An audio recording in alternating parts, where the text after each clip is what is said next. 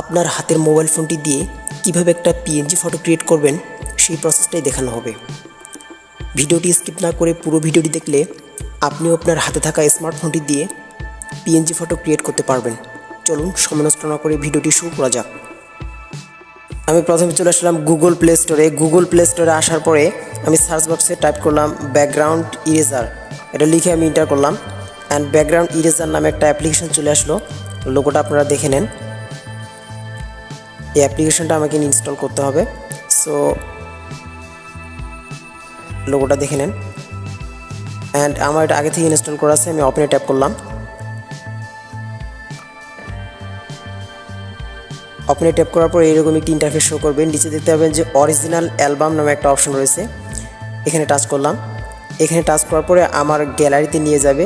So যেই ফটোটা আমি ব্যাকগ্রাউন্ড চেঞ্জ করতে যাচ্ছি সেই ফটোটা এখান থেকে আমি সিলেক্ট করে নিলাম। সিলেক্ট করার পরে উপরে দেখতে পাবেন যে ডান একটা অপশন রয়েছে, এই ডান অপশনে টাচ করলে এটা এখানে চলে আসবে।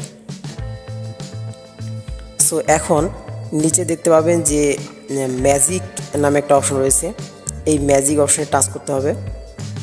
এই অপশনে আমি টাচ করে দিলাম অ্যান্ড এখন আপনি ম্যাজিকটা আপনারা দেখেন।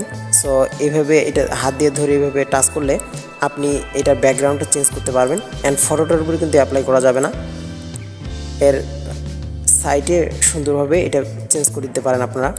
সো এটা চেঞ্জ করে দেওয়ার পরে এখানে যদি ফটোটার উপরে কোনো সময় এভাবে চলে যায় তখন এটা কীভাবে ব্যাক করবেন। সো এটা ব্যাক করার জন্য আপনারা দেখতে পাবেন যে এইভাবে একটা বাম পাশে অ্যারোর মতো চিহ্ন রয়েছে, এখানে টাচ করলে কিন্তু আবার এটা পুনরায় ব্যাক হবে। সো এটা কিন্তু এইভাবে নিয়ে আসা যায়। এবারে এখানে দেখতে পাবেন যে ম্যানুয়াল নামে একটা অপশন রয়েছে, এই ম্যানুয়াল অপশনে টাচ করলে এটার আকারটা ছোটো হয়ে যাবে অ্যান্ড এখান থেকে আপনারা ছোট ছোট জায়গাগুলোতে অ্যান্ড স্মুথলিভাবে এর ব্যাকগ্রাউন্ডটা সুন্দরভাবে চেঞ্জ করে দিতে পারেন। এই দেখতে পাচ্ছেন আমি সুন্দরভাবে করে দিচ্ছি অ্যান্ড এটা স্মুথলি কেউ বুঝতে পারবে না, এত সুন্দর এটা দিয়ে ক্রিয়েট করা যায়। সো ব্যাকগ্রাউন্ডটা আমার সুন্দরভাবে চেঞ্জ হয়ে গেল অ্যান্ড উপরে দেখতে পাবেন যে ডান নামে একটা অপশন রয়েছে, এই ডান অপশনে টাচ করে দিলে এবার উপরে দেখতে পাবেন সেভ নামে একটা অপশন রয়েছে, এখানে টাচ করে দিলেই এটা আমার গ্যালারিতে সেভ হয়ে যাবে। সো ভিউয়ার্স, এই ছিল আজকের ভিডিওটি ভালো লাগলে একটা লাইক দিন আর এরকমই latest update and technology related video পেতে আমাদের চ্যানেলটি সাবস্ক্রাইব করতে ভুলবেন না। দেখা হবে অন্য কোনো নিউ ভিডিওতে। Good bye.